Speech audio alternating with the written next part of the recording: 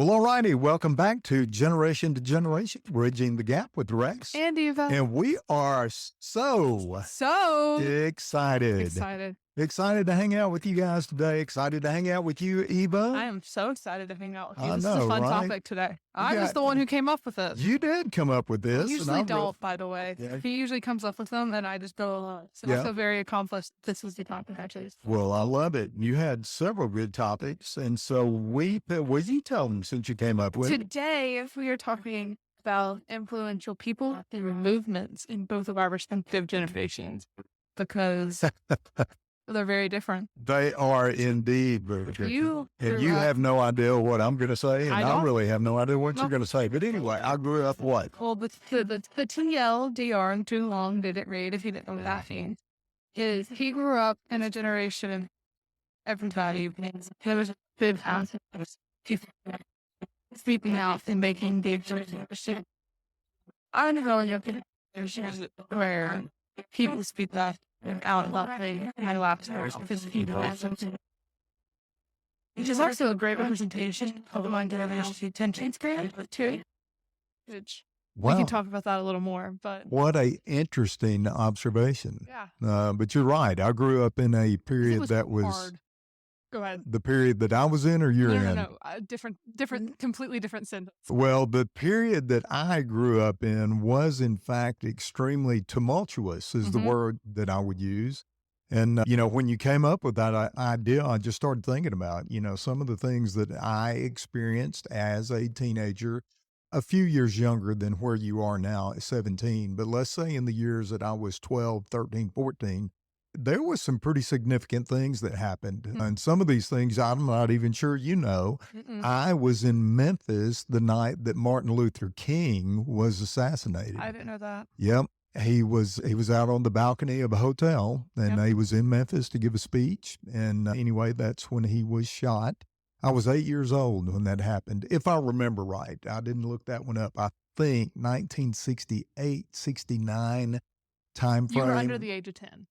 Yeah, I was under the age of 10, but I remember we were headed back to, I don't even remember what we were doing in Memphis that night. I think hanging out with some family, and we were headed back to Arkansas, but they closed the Mississippi River Bridge down. And I remember the police going from car to car with the great big police flashlights that they used to carry. Mhm. And they were looking in the back seats, checking cars, because they were trying to figure out, hey, but who did this? How they locked the city down. And so anyway, that was really one of the first kind of crazy, wild things that I remember.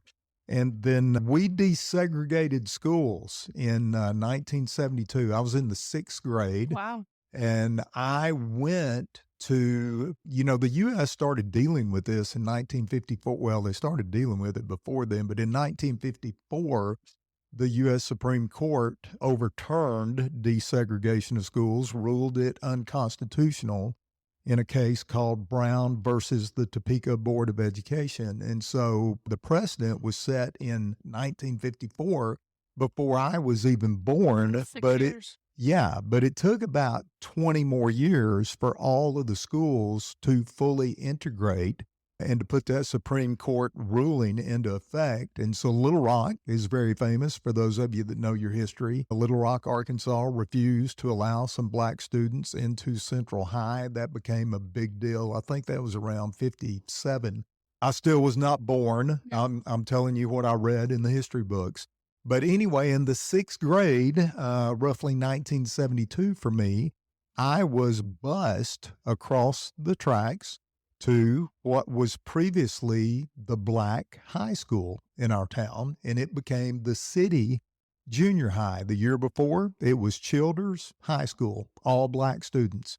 The next year, it was Wynn Junior High, and that was the first time that black and white students had intermingled, and we went to desegregation. And so I just remember, but here's the cool thing that I remember, that caused issues in some places across the country, but I am so thankful the leaders in our town, and my dad was in politics at that time, they got together and they said, look, we're not going to have riots. We're not going to fight. We're going to figure out how to do this humanely. And we are. We're all human beings. Mhm. We happen to be of a different color, but we're going to do this the right way. And we never had a single problem that I am aware of in the integration of schools in my hometown. And I've always been grateful to that little hometown that we did it. We did it successfully, and it just wasn't a Yeah. big deal. We learned to live with each other. And the truth is, we'd been living with each other anyway successfully in a community. We were just going to different schools. Yeah. So that was kind of one of the big movements that I personally remember that impacted me as a young, I wasn't even a teenager. I was Yep. 12 years old. That's it's cool to learn about all that because I don't in classical school I don't learn really about anything past the Civil War, which I'm taking U.S. government and stuff this year, so I probably will learn a little bit more about it. But it's interesting because my like I know about it, but I don't know extensive detail. But I just learned I was just in Houston 2 weeks ago, I guess now a week, 2 weeks Last week. last week. Yeah. I don't know what day it is. I felt yesterday was Friday and it was Saturday. I have no concept of time, but we met a guy or a family in a Dairy Queen in this little tiny town in between Dallas and Houston. And we were talking, and he thought Mama was one of his like former classmates that they went to school together because I guess she just looks like what a lot of Yeah. people did anyway. And so we got talking, and he was like, "Oh, where are y'all headed?" And we were like, "Oh, Houston, for a concert, all that." And we got to talking about how I have some friends that are at A&M and all of that. And he was like, "Yeah, my older brother was one of the first like 12 students to go to A&M, a black man to go to A&M, and he was probably the first or second black student to receive a full athletic ride scholarship to the school. And his older brother, who now has scholarships named after him, ran track and field and everything. It was really cool. And then his son, it was just talking about how his son had a hard time, went into school, had a hard time keeping a job after, just because the industry he was working in, it was like an engineering. He couldn't keep contracts for very long because they're so like, let's get it done. And then 6 weeks later, you're out of a job. And a bunch of A&M people found out, and he got, moved all over the country with these long-term jobs and things. And it was just very interesting to learn about the history of that. But it was really cool that his older brother was one of the first people at A&M, or black people at A&M, and one of the first, if not the first, athletic scholarship to be given. Yeah, I think that's cool. And It was just so cool to meet him in a Dairy Queen with his daughter, who's about 3 years younger than me, and his wife. And we were just talking in the Dairy Queen. And it was so much fun to just learn about that cool history, because they don't put that in the history books. That's somebody's history. And so you have to talk to people sometimes to learn really cool history about that is different such a good locations. point. I wish, Eva, that I had written down every story that I've ever heard, especially from people that are older Yep. than me. And I think that's part of really the heart behind our podcast is this idea of generation to generation. There's things that have to be passed, not only knowledge wise, wisdom wise, but the stories. And some of the stories are phenomenal. To your point, first black student at A&M, I recently found out that my personal general practitioner doctor was the first black pre-med student at Auburn. Wow. And he started telling me that I had no idea. And I've known this guy for 25 years. And we just started talking. And he said, yep. He said, I'm writing a book about it. By the way, John, if you're listening, you need to get that book in publication. I Yep. can't wait to read it. But he started sharing with me how difficult that was in some respects, being the first one. And it's people are cool, They are and very they cool. really have these neat life stories and these neat experiences. And especially, I think we tend to shy away from people that are in their late 70s, 80s. And I got to tell you, Eva, when I was your age, those were some of my favorite people to talk to, For sure. because I just was blown For sure. away with the life experience and the stories that they told. And at that time, when they were in their 80s, they're talking about stuff they experienced when they were 10. And I just sat there listening, Yep. and I realized, oh, wow, they're talking about stuff that happened 70 years Yep. ago. And they saw it, they lived it. And so anyway, I just think this whole topic Yeah. is really cool It is a about very the cool the topic. history that people have actually lived themselves, and they don't need to read a book to tell No. you about it. They lived it. No, and I 100% agree with that, which makes me question, what are our history of books going to look like in the next 50 years? Because of, like I said, how most of what's happening in our world lasts for 15 minutes before it's on to something new, right now, right? 15 minutes of fame, 15 minutes of activism about this topic, and then we're on to the next thing. And that doesn't mean that people aren't fighting for it, but the media and the press coverage of it, what people hear outside of the city, outside of the friend groups, outside of the place that's directly affected, it just gets pushed under the rug when the news cycle changes. And it's a lot different than what it was, It 50 is. years ago, which it was so hard when we were coming up with this topic to think, wow, what are some influential movements that have happened during my generation? Because, yeah, we have like a lot of political things, right? There are definitely some wars that have happened. There's been some wars that have ended. But I don't, that's not who I am. That's not something that, like, I mean, well, not who I am. It directly affects like my future and stuff. But when I'm like thinking on the top of my head, the first person that came to mind was Taylor Swift, which is like a lot different than probably some of the people you have written. But I'm She like, is indeed but influential. You got to give her that. she's become an idol in our Yeah. generation. I mean, anything can become an idol. Our pastor was talking about it today. Football has become an idol in the South. Golf becomes an idol for a lot of people. Things Yeah. like that. Taylor has become an idol for a lot of people my age. Why did you pick golf as an idol? But because You you had literally just said golf can become an idol for people in the Yeah. car yesterday. I did. I did. But it was like, it got me thinking. I was like, okay, well, how many of these people that we like listen to every single day, we listen to their music, we see them on TV, things like that. What are they doing that doesn't make the news cycle? Like Taylor Swift, people like to hate on her for her plane rides and constantly releasing records and things like that, which I don't agree with, the constantly re-releasing the same album over and over again. But she treats her staff incredibly well, right? I don't know if anybody remembers, it made the news cycle a while back when her American her American leg of the tour ended. She gave $100,000 bonuses to every single one of her team members, specifically her truck driver. She gives tons of supplies to food pantries and homeless shelters and women's centers all over or in like the city and surrounding cities around wherever she's touring that will feed them for the next year. And if it's perishable stuff, she gives them like a trust essentially that will go to keeping perishables stocked and things like that. And so I think we don't hear about that, but she's still doing stuff. And so that was like the first person that came to mind, which is like, it's not this big Billy Graham or Martin Luther King Jr. person, but she's making an impact in her own way. The question is now, in 20 years, are we going to be like, oh, wow, she made such a good impact on our nation, or, oh, she made a bad impact on our generation? And so, not nation, generation. And so that's something that, like, living in right now, because of social media, we really can't tell what those effects are going to be in 20 years because we've never seen anything like it.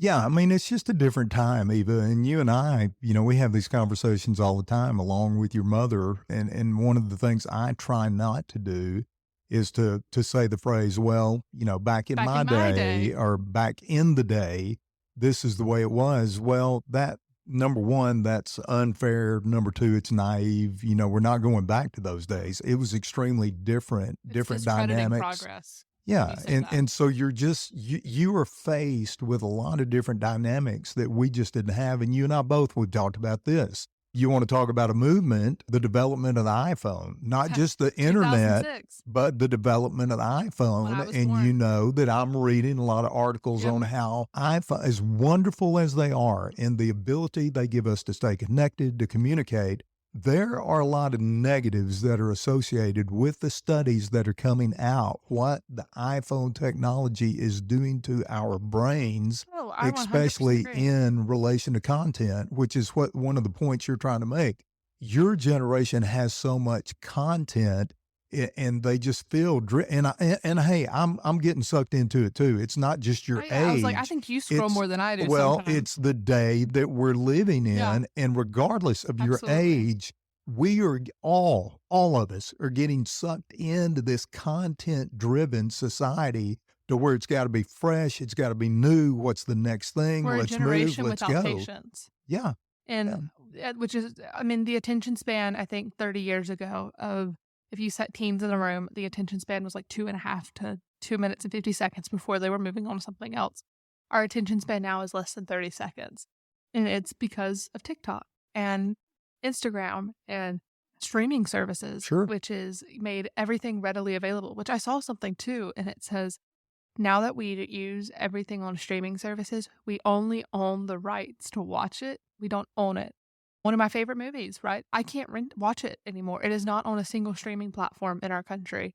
I would have to get a VPN to watch it because I didn't own the movie. Even if I owned the movie, right, on Apple TV or Prime or something, if Prime got rid of it, where'd it go? It's not in my, I don't own it anymore. We don't own DVDs. My generation is actually, this is so weird. I don't know if many people know about this, but there is a collective to create an archive of every single piece of media on CDs and books, on records and things like that. Because if we have a technology outage, we lose all of our art because all of our art is now on streaming and on fast pace. Like if you see a reel, one of the kids I babysit, bless his heart, he loves Mario. Mm-hmm. And I had showed him this video of Mario dancing in a reel that I had like found when I was just sitting there while they were like playing or something. I was not like, they didn't want me to play with them. And I showed it to him, and for the next 4 or 5 days, he'd go, Miss Eva, can you show me the Mario video? And I was like, I can't find it again. It disappears. Once you see it, you're probably never going to see it again unless you save it. And then if it gets taken down, you don't own any of that content. And so we have no attention span anymore for things. That's why we have so many 15 minutes of fame and things like that, because our attention only lasts on them for so long before we're hooked on something else. It's why our language changes so much, why our hype words, I don't know what the right word is. The buzz phrases. Buzzwords. Yeah. Yes, the buzzwords. It's why they're changing all the time. Slay. Yes, iconic. But it's just interesting to me because really the youngest millennials and the oldest generation alpha have had access to so much technology, we don't know how to live without it. Mama asked me a couple of weeks ago, she goes, Eva, why do you always keep your phone on you? She's like, when I don't want to be on my phone, I just sit down and I get up. I'm like, it's an extension to my body, right? I feel undressed without my Apple Watch and my phone on me because I have become so accustomed to having it readily available to check my time. I don't own a normal watch. My only watch I own is an Apple Watch. Right. My phone, it's an extension of my body. If I don't have pockets, it's in my hand. If it's something, I don't set it down because I want to be able to readily access something if I need to.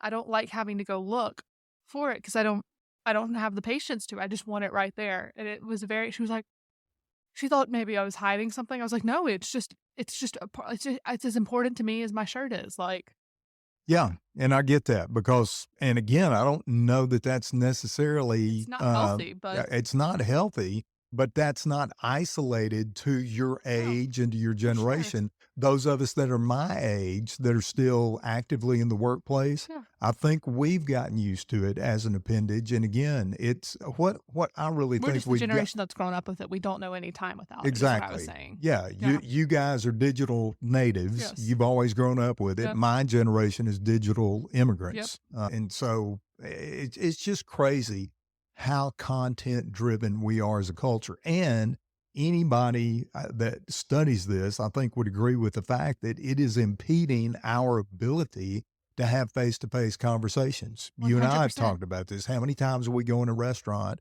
or even out at Walmart, doesn't matter where it is, how many people are just walking around scrolling and they never look up. You can say hello sometimes and they go, oh, or even if they look up to acknowledge the fact that you just said hello to them. Yep. It's wild. Technology in some senses has become more important to us than relationships. And we've let it replace relationships in a lot of ways, right? Almost every single one of my friends, I don't communicate to face-to-face.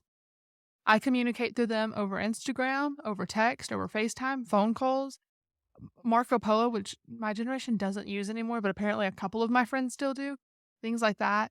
But yet, when I see them in person, it's incredibly awkward because, like, you're not like hiding behind the phone anymore, and it's strange because they have replaced traditional means of relationships, and that's not healthy. I will tell you that. I need more friends in person because I'm losing the ability to communicate with people my own age because I generally only communicate with people my age over technology.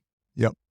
I will fully admit that. I can talk to adults all day because I don't communicate with them over technology. But people my own age, I find extremely hard to communicate with because I'm so used to communicating over technology. Wow. That is a great observation. Yep. And again, I think for our listeners that are your age, Yep. I bet you there are a lot of people that are nodding their heads right Yep. now. Yeah, that's me, Yep. and I Well, struggle with and that. adults may even have it too. They may find it harder to communicate with people their own age because they communicate over Facebook and over Instagram and over texts and all of these things too. It's just I'm not ashamed to admit that that's something I need to work on, is communicating with people without a screen. Yeah. Without that distraction, without when the conversation goes dry, picking up my phone and doing something else. Yeah, So and when you start actually, down this is not what we like. I We're on know, a but it's completely kind of different rabbit it's kind of hole, cool too, though. I so think well, apologies. no, it's movements. No, it We're is talking about movements. what It is the movements have social media. impacted us. Yeah, the And so internet. technology, the internet, the iPhone, Yep. content, all of these things. And so one of the other aspects, you wouldn't see this as much as I do, but when you're my age and you realize that still a large proportion of America lives in what was once termed flyover country in rural America, our our society is much more mobile than it was even 20, 30, 40 years ago, where you see people moving out of these small towns, moving into the city, moving into the suburbs. And there was a statistic years ago about how many people never moved more than 50 miles away from where they grew up and went to high school. That was the norm. Well, that's not necessarily the norm anymore. People move away, and as they move away, they become disconnected geographically from the place, from the family, from the friends, from the environment that they grew up in. And then that's replaced with this mobile environment. And then you introduce all of this technology and content into it. It's no wonder that we struggle as a society with face to Yep. face Well, you're relationships. saying a lot of people are moving out of the rural country into the cities. Well, in maybe in your Yep. generation, My my generation, we have a lot of people moving out of the city because That's it's too right. expensive to live That's in, exactly right. out into the farms. And there's also a huge trend of people who have moved out into the farmland, moving back because they were vastly unprepared for how hard it would be to run a farm and homestead and all of those things. And they're moving back into the city where they have everything readily accessible. And so it's a losing battle sometimes between, we go to college, we do these things, and yet we're not being paid livable wages to live in the cities where they want to hire us. And so we're moving out of them and commuting, or we're moving out of them and creating our own small businesses or things like that. But then that's not sustainable because we want to be in the city, but we can't afford to. And so, but then we also don't want to be on a farm because we don't like getting dirty. And so it's like a losing battle too between a lot of people in my generation and that's one thing different. Your generation, when minimum wage, this is one thing that's a big difference. Minimum wage in your generation was meant to pay for one person to be able to support their family on minimum wage. In my generation, minimum wage doesn't even get you a hamburger, right? It costs 1 hour of work at minimum wage now is less than it costs for me to get a hamburger and french fries somewhere. And it's not livable. It's supposed to be livable, but it's not. That's why people who are generally working minimum wage jobs are working 2 or 3 jobs, because that's the only way they can make it livable, even for one person. Right. And so it's just an interesting thing is how we've become a very big hustle culture where we always have different jobs and side hustles and things like Yep. that, because it's why so many people are going into digital marketing. Why there is so much content is because it is a way for people to make money. Yeah. And that's a whole whole nother nother episode. conversation. Yeah. It's a whole nother episode in terms of the economy, For sure. inflation, one thing that's price controls, all of that. dictating content But and our attention. yes, but I give you that Yep. it is totally our economic factors that we're faced with in not only the national economy, but the global economy. It has changed the face of the game. And I hate it for your generation that a lot of people feel that they've got to have the side hustles. And I know some of them develop it and they enjoy it. But to your point specific, especially for younger families that are Mhm. wanting to own homes, own automobiles, have kids early, you've almost got to have the side hustle. And again, Well, separate conversation, Separate, but but I am great going to point. add just Yep. this small sentence. I babysit all over Birmingham, right? Mhm. Most families I babysit for, either both parents work a full-time job and have to hire a nanny or have parents come in and help all the time because childcare is too expensive, or they work a job, but they work multiple jobs. So they have this side hustle where they're doing some kind of marketing or some kind of digital marketing or selling products or things like that on top of a traditional job, because right now one job isn't enough to live on and support your family and own a house and all those things. And so it's just very interesting. It is very rare that I find myself babysitting for a family that only like that their only job is what they do from a 9 to 5. Right. Right. So that And was just one thing I've noticed it too. is. And It's caused a lot of separation between parents and their kids. it has, because it's vying for their attention. And that's one comment that I would put on that. And let's kind of get back on track. But I think part of it also is self-inflicted, because we're chasing material things that just, number one, weren't available, 20, 30 years ago, the choices that we have.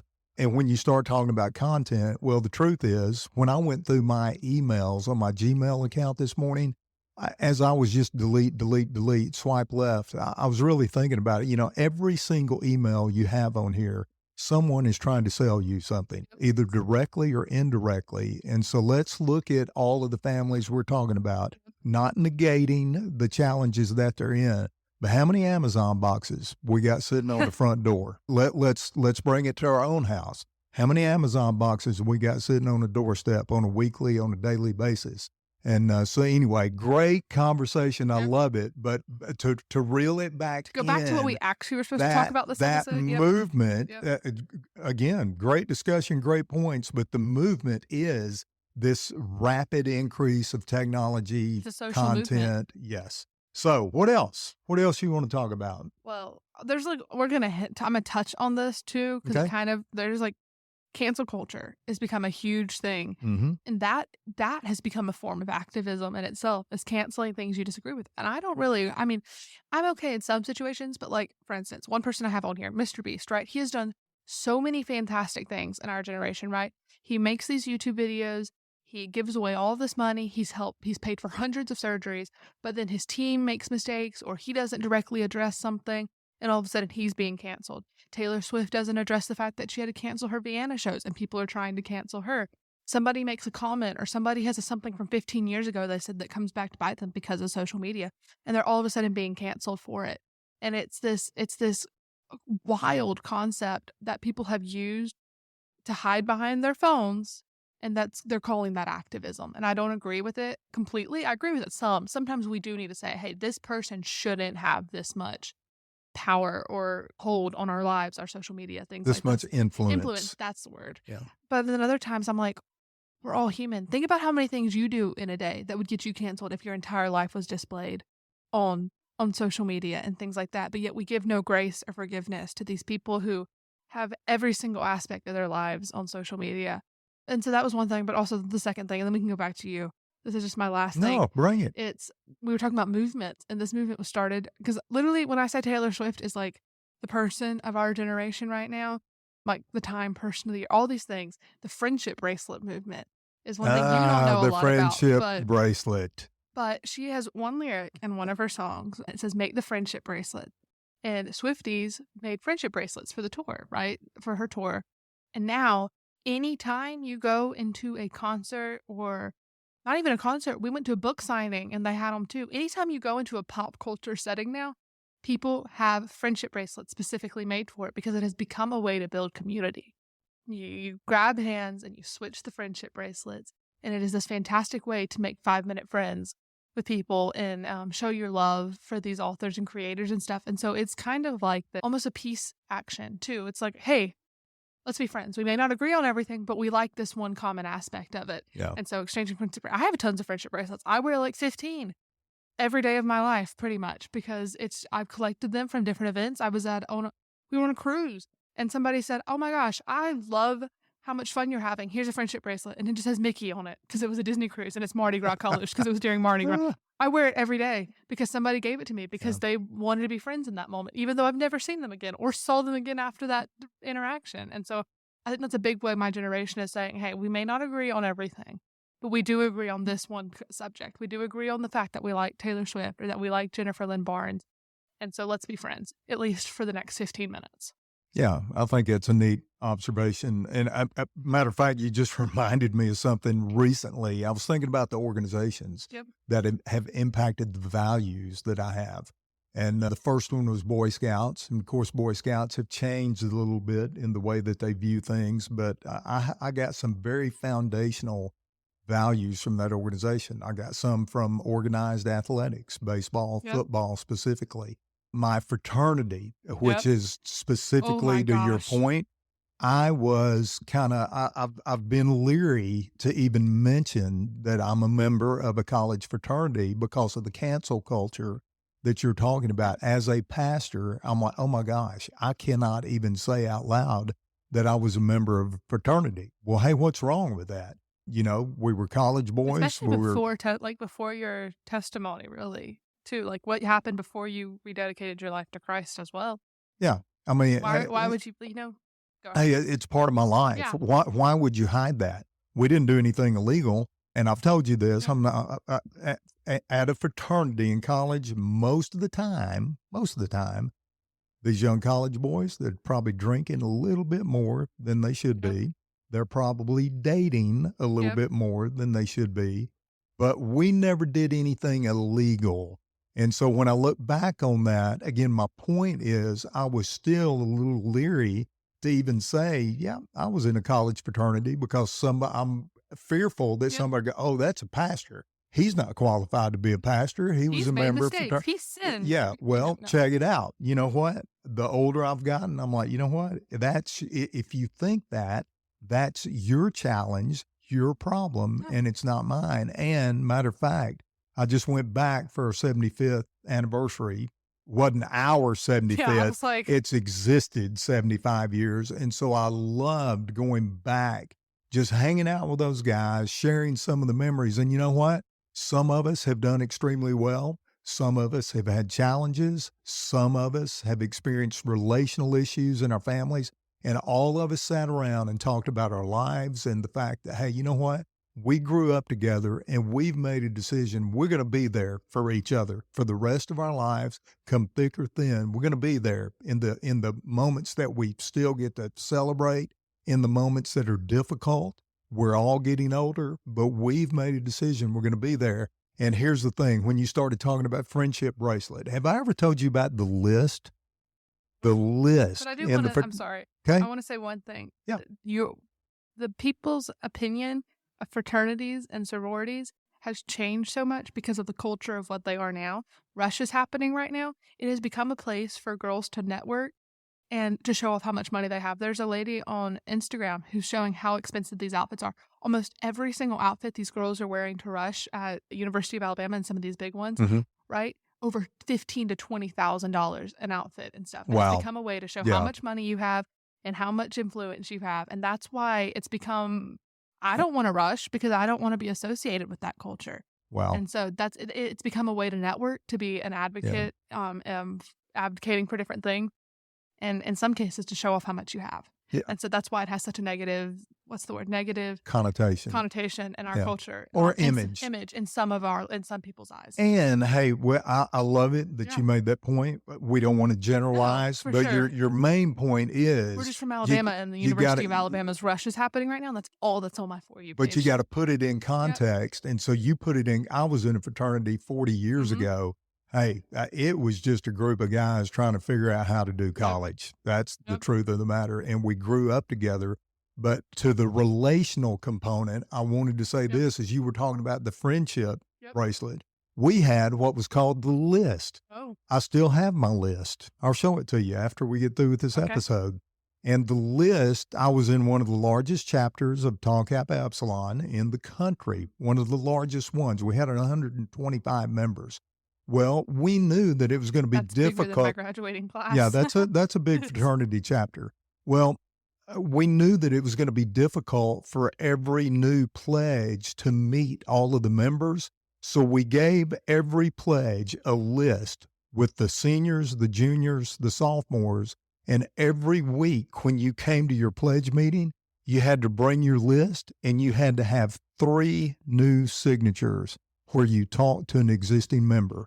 And we would go from door to door in the dorms, in the apartments off campus, wherever our members lived. Every week, your mission was go meet 3 new members. And here's what you did. You knocked on the door and you identified yourself and you said, "Hey, I'm Rex Douglas from Wynne, Arkansas. I'm a pledge.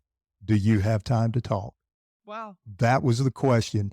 And the member would either say, "Yeah, come on in," or he would say, "Hey, I don't have time right now. Come I've back got to go to next week." class. But if you come back tonight or if you come back Yeah. next week, I'll be glad to sit down and talk to you." And we would sit down and talk to each member, learn their story, learn about their family, learn about their major, just get a little bit of information about them. And that is the number one reason our fraternity was really strong, Yeah. because we had a vehicle where we relationally connected and got to know each other. So it's the pre-runner Yep.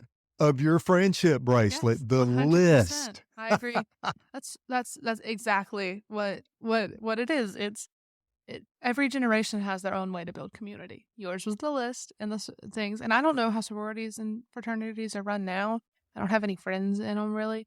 I'm just saying, but the media's perception of them is a lot bigger. But the friendship bracelet movement and the list. Well, I will say this to some of my fraternity brothers: y'all have done some dumb things in the 2000s. And, so the bad publicity you got with that, you reap what you Yep. sow. And so when you do stupid things, you pay the As price. the Taylor Let's Swift leave it lyric at is, that. you play stupid games, you win stupid prizes.